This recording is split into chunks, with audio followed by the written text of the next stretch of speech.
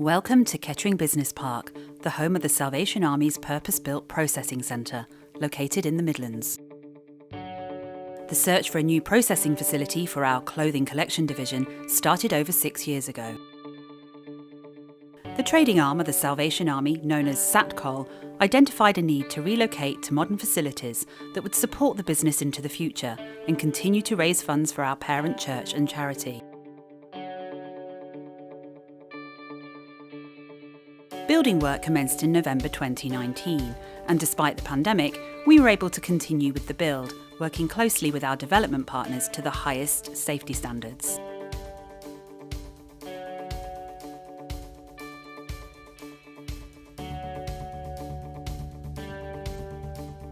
The new 55,000 square foot facility offers enhanced capacity and efficiencies, as well as many other benefits.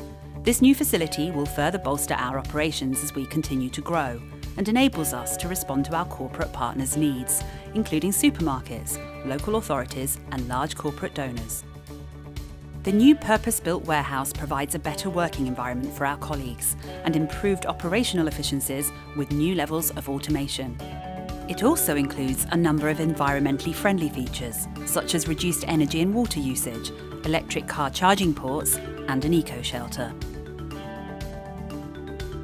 Here we provide an overview of our key automation and operational features, news of our latest fibre sort system, and highlight the work of our colleagues, who connect our nationwide network of collectors and hauliers, as well as support our customers here in the UK and internationally. Key features of the new warehouse are a trailer tilting device, conveyors, and bagging stations. Once trailers or vans arrive at the site, they are weighed on one of 2 weigh bridges. Vans will transfer items via the unloading bays. Trailers use the trailer tilting device, which can handle up to 32 tonnes. The device tilts to 45 degrees and can empty a trailer in around 20 minutes. The donations you see here have been collected from our clothing banks across the UK and collated into larger bags by our collectors. These will make their way along the various conveyors to our sortation platform.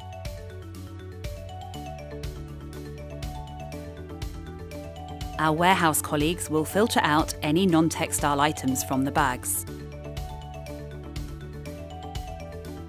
As part of our commitment to minimise waste and reuse and recycle, we find routes for all materials to avoid items being sent to landfill. This can include metal objects, DVDs and duvets, which we sell to companies to repurpose for other products. Our entire system can process up to 20 tonnes per hour.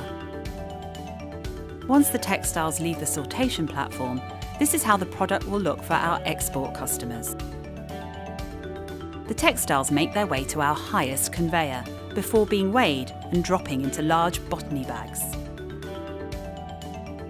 Our bag filling system can fill a bag every 22 seconds. Once filled, the bags are tied and transferred in readiness for our forklift truck operators to move to a bag containment area. The bags are stored here until they are ready to be loaded onto a container for our export customers. All our forklift trucks run on lithium-ion batteries, another example of our commitment to introduce environmentally friendly features into our operations.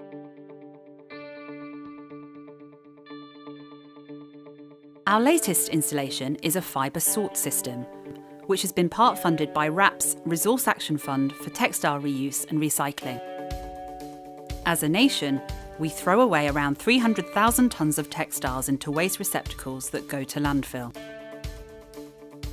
Many brands, retailers and designers are introducing more reclaimed fibres into their manufacturing processes, and consumer trends show an increasing demand for clothes made using recycled materials.